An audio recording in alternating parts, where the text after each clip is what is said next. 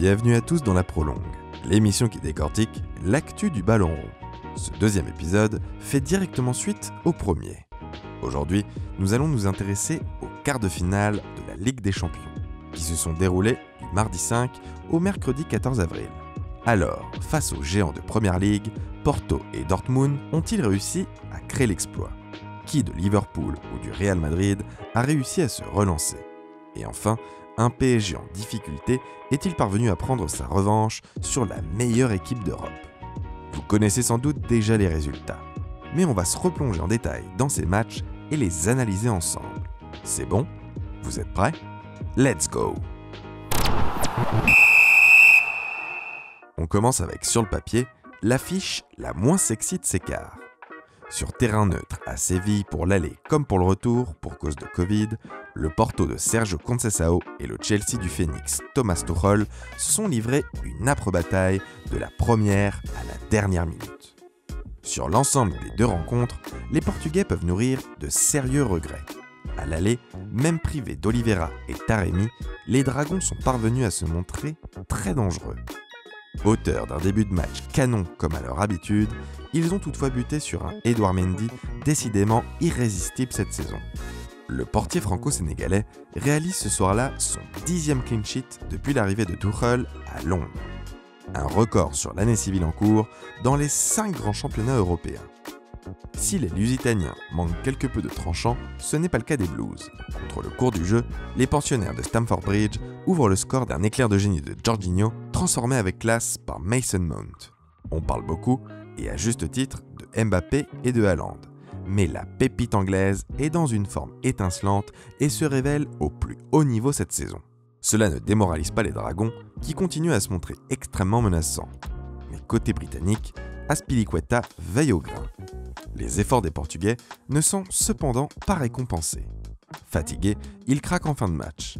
Ben Chilwell profite d'une grosse boulette de Jesus Corona pour filer seul au but et conclure avec le calme d'un véritable attaquant. 2-0, score final. Le match retour a un scénario à peu près similaire. Plus qu'à l'aller encore, les joueurs de Porto dominent, mais ne parviennent pas à concrétiser. Chelsea tient bon et peut compter sur un N'Golo Kanté des grands soirs. Ce sont même les Anglais qui s'offrent les occasions les plus franches. À 30 minutes de la fin, le match s'équilibre un peu plus. Les Blues gèrent leur avance et très honnêtement, à ce moment de la soirée, tout le monde a changé de chaîne. Et tout le monde a eu tort. Car dans les dernières secondes des arrêts de jeu, l'excellent Mehdi Taremi nous gratifie d'une bicyclette stratosphérique. Un vrai petit bijou qui sera, à n'en point douter, nommé pour le prix Puskás. Malheureusement, la révolte vient beaucoup trop tard. Peut-être que le cours de la rencontre aurait été différent si l'international iranien était rentré plus tôt. On peut dire beaucoup de choses du passage de Thomas Tuchel à Paris. Mais cette prolongue n'est probablement pas le bon endroit pour le faire. Mais l'on est obligé de reconnaître que le technicien allemand s'est relevé de façon formidable et inattendue en un temps record. Chelsea, moribond avant son arrivée au club, se qualifie ainsi pour les demi-finales de la Ligue des Champions, une première depuis 7 ans. Ils y affronteront le vainqueur du quart suivant. En attendant, ne nous avançons pas trop. En parlant de résurrection, celle-là est pas mal du tout. C'était il y a quelques semaines à peine. La presse espagnole décrivait une Casablanca à feu et à sang et annonçait un limogeage imminent du double Z. Comme d'habitude, il ne leur a pas fallu longtemps pour retourner leur veste et dire que certains se plaignent de l'état des médias sportifs en France. Real Madrid-Liverpool, c'était l'une des deux grosses affiches de ces quarts de finale. Une confrontation entre deux équipes légendaires qui devaient absolument se relancer. Dans les faits, le choc attendu n'a pas réellement eu lieu. Tout s'est joué à l'aller, et plus précisément en première période, avec une grosse entame du Real. Tony Kroos nous rappelle, si on l'avait oublié, qu'il est encore l'un des meilleurs milieux de terrain au monde. Peu avant la demi-heure de jeu, alors que le Real s'est déjà procuré plusieurs occasions, l'Allemand envoie Vinicius Junior sur orbite. La finition du Brésilien est pour une fois chirurgicale. 1-0. Quelques minutes plus tard, Kroos, encore lui, est à l'origine du deuxième but madrilène. Marco Asensio profite d'une grosse erreur d'Alexander Arnold pour crucifier Alisson d'un petit piqué. Comme souvent cette saison, Liverpool est complètement amorphe. Son milieu se fait bouffer par le trio infernal du Real et en défense, sans le taulier Van Dijk, Phillips et surtout Kabak livrent une prestation des plus médiocres. 2-0 à la mi-temps. Et encore, ce n'est pas cher payé. Un pénalty oublié sur Benzema et une grosse occasion du Français dans les premières minutes auraient pu alourdir le score. Au retour des vestiaires, les Reds retrouvent des couleurs. Les ajustements tactiques de Klopp, et notamment la décision de sortir Keita pour Alcantara à la 42e minute, portent leurs fruits. Au terme d'un sublime mouvement collectif qui a impliqué la moitié des joueurs de champ, Salah réduit la marque. Non sans réussite. Liverpool repart de l'avant, mais la rigueur tactique des hommes en blanc, et notamment la bonne prestation de Casemiro, empêche les Reds d'égaliser. C'est même l'inverse qui se produit. À la 65e minute, Vinicius, bien décidé à faire taire les critiques, plante un doublé sur une passe des deux Modric, lui aussi en jambes. 3-1, score final. Les Anglais sont condamnés à l'exploit. L'exploit. Au vu des premières minutes du match retour, on aurait pu y croire. Salah se crée rapidement une occasion. Les Reds attaquent encore et encore, notamment sur les côtés où ça passe presque toujours. Mais malgré leur domination évidente, ils peinent dans le dernier geste. Anfield sonne creux, et ce fameux 12e homme qui les a portés tant de fois, les poussant à se transcender comme lors de la formidable remontée face au Barça, est absent. Le Real, volontairement assez bas, gère le score. On sent qu'ils sont encore marqués par le Classico, remporté 4 jours plus tôt sous une pluie torrentielle. Malheureusement, Liverpool ne parvient pas à mettre assez de folie dans un match qui devient rapidement ennuyant. 0-0, et une élimination qui laisse entrevoir une fin de cycle côté Liverpool. Il y a peu, dans la tourmente, Madrid a réussi le tour de force d'atteindre le dernier carré de la Ligue des Champions tout en se relançant en championnat. Face à Chelsea, les Espagnols partiront logiquement favoris. Alors, Technico Zizou parviendra-t-il à soulever la coupe aux grandes oreilles pour une 4e fois? Réponse d'ici quelques semaines. On enchaîne. City contre Dortmund. Comme d'habitude à ce stade de la compétition, City doit endosser le rôle de favori. La faute à un tirage plutôt abordable sur le papier. Comme d'habitude, les hommes de Pep se sont fait peur en ne parvenant pas à réellement dominer leurs adversaires. Mais cette fois, les Mancuniens s'en sont finalement tirés. À l'aller, de leur rentre de l'Etihad, tout commence bien pour les joueurs bleu ciel. Les Allemands, plus offensifs que jamais, sont punis sur une perte de balle plus qu'évitable. Le contre-attaque est létal. Kevin De Bruyne, plus que jamais en course pour le Ballon d'Or, ouvre la marque dès la 19e minute. Par la suite, les joueurs de Manchester prennent l'ascendant. Un penalty leur est même accordé, avant d'être finalement annulé. Malgré tout, on sent que le BVB peut revenir. À la 37e minute, un fait de jeu bouleverse la rencontre. Bellingham, bien plus en vue qu'Haaland, presse Ederson sur une sortie approximative et lui subtilise le ballon.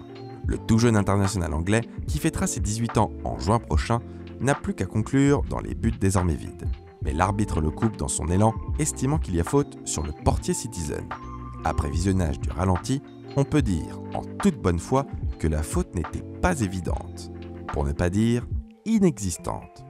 À vous de nous dire ce que vous en pensez. Bref, City n'arrive pas à faire le break, ce n'est pas faute d'essayer. Et sa défense n'est pas aussi sereine qu'en championnat. Elle finit même par craquer à la 83e minute sur une action magnifique du Borussia. Une remise en pivot millimétrée d'Haaland pour Reus qui contrôle et marque. Dortmund s'en sort vraiment bien et connaissant les démons des Citizens, on commence à visualiser l'exploit. Mais voilà, cette année, De Bruyne n'est pas là pour rigoler. 3 minutes plus tard, il distille un caviar à l'autre bout du terrain vers Gundogan qui n'a plus qu'à servir Phil Foden. Le prodige anglais, qui jusque-là avait bien vendangé, marque à bout portant. 2-1, score final. Au retour, les Allemands n'auront besoin que d'une minuscule victoire 1-0 pour se qualifier pour les demi-finales. Les Citizens ne sont pas sereins lorsqu'ils arrivent au stade de Dortmund, heureusement vierges de son fameux mur jaune. Mais bien décidés à ne pas laisser passer leur chance, les Allemands entament le match retour, pied au plancher. Au quart d'heure de jeu, un oubli de la défense bleu ciel laisse le temps à Bellingham d'armer sa frappe. Dortmund prend l'avantage. À ce moment du match, le Borussia est virtuellement qualifié. C'est un véritable électrochoc. Passif au possible jusque-là, les Citizens, méconnaissables depuis le début du match, se ressaisissent enfin. À partir de ce but, le Borussia se recroqueville et laisse la maîtrise du jeu à City. Malgré la présence d'un Hummels vieillissant, les Allemands ne sont pas réputés pour leur rigueur défensive. Malgré tout, dans le match le plus important de leur saison, ils décident de renier leur identité et de jouer avec un bloc compact et bas et délaissent les ailes pour blinder la surface. Grave erreur. Malgré le mur jaune qui se dresse en face, City se crée de très nombreuses occasions. Marvin Hitz ou Yann Sommer, on ne sait pas trop, se mettent en évidence. Quand ce n'est pas lui, c'est la barre transversale qui permet à Dortmund de conserver son avance à la mi-temps. Mais en deuxième période, un nouveau fait de jeu fait basculer le destin de la confrontation. Un véritable coup du sort. À la 52e minute, sur un centre dans la surface, Kahn tente de dégager le ballon. Un peu bêtement, il s'élance avec le bras décollé. Le ballon touche sa tête avant de rebondir sur le haut de son bras. L'arbitre indique le point de pénalty. Un pénalty assez sévère, mais surtout très évitable, car le joueur allemand intervient dans une situation pas vraiment dangereuse. Le manque de discernement de l'international coûte très cher au BVB. Mahrez, imperturbable, transforme le pénalty et Foden enfonce le clou à la 75e minute d'une frappe sublime à l'entrée de la surface. City s'envole vers les demi-finales. Dortmund peut nourrir quelques regrets. On peut parler d'arbitrage, mais c'est surtout le manque d'audace et d'expérience des joueurs allemands qui leur a été fatal. Dans les faits, City a été plus fort, et plus mature surtout. C'est la première fois que Guardiola atteint ce stade de la compétition avec les Citizens. Sans doute un immense soulagement pour le technicien espagnol, au vu des investissements énormes consentis par les Émiratis pour lui offrir un effectif XXL. On ne sait toujours pas si cette constellation de superstars a une âme, mais les voilà en demi-finale de la Ligue des Champions à 3 matchs d'une consécration historique. Le tour suivant risque de nous en dire long sur ces Citizens. Et le futur adversaire de City, on en parle enfin. C'était la grosse affiche de ces quarts de finale. La revanche de la dernière finale de la Coupe aux grandes oreilles.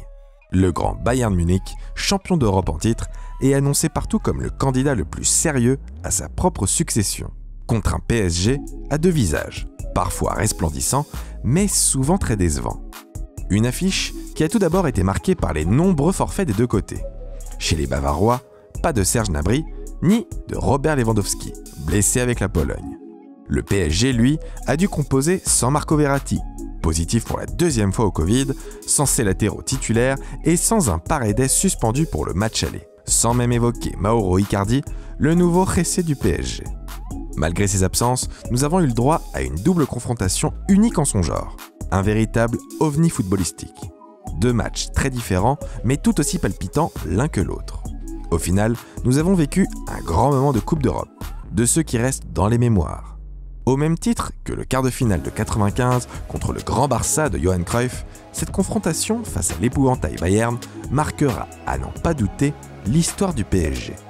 Tout débute à Munich, en pleine tempête de neige, au beau milieu du mois d'avril. Décidément, plus rien ne peut nous surprendre.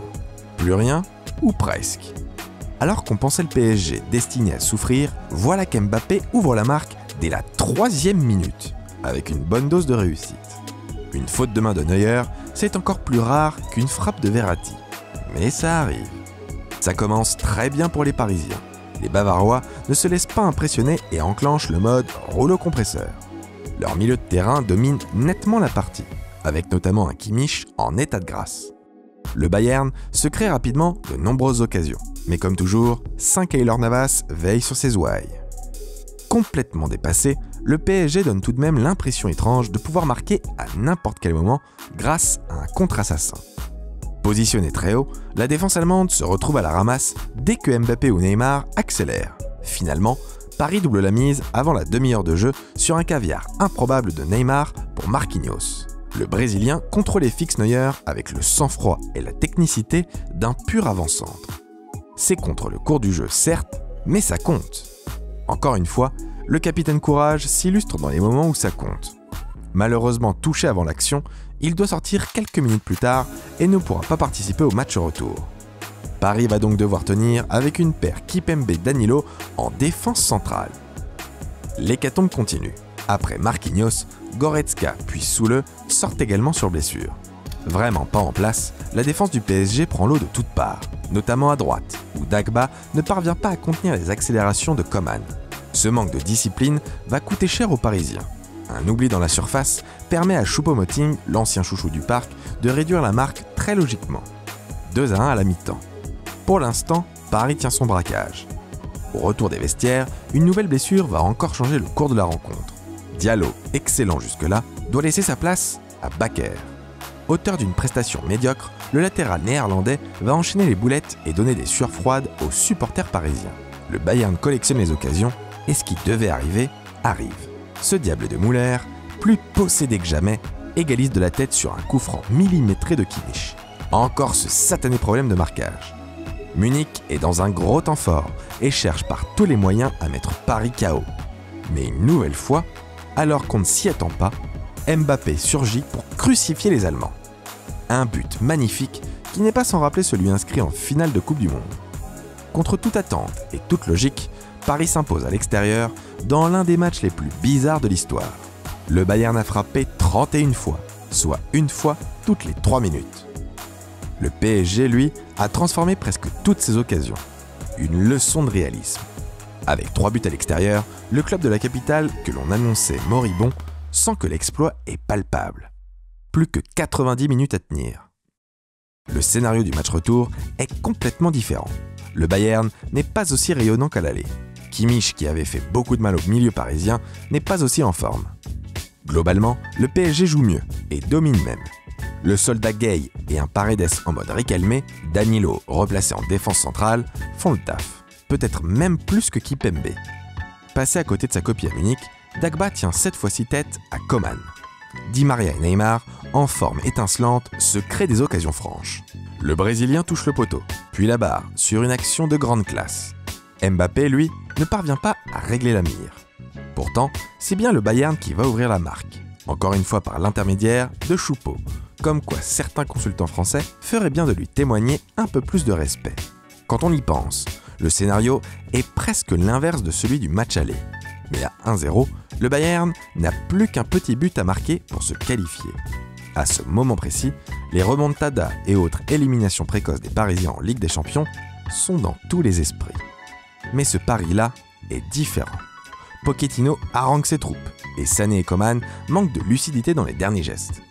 Au terme d'un dernier quart d'heure irrespirable, le PSG tient sa revanche. C'est la première fois qu'un club français se qualifie consécutivement pour 2 demi-finales de Ligue des Champions.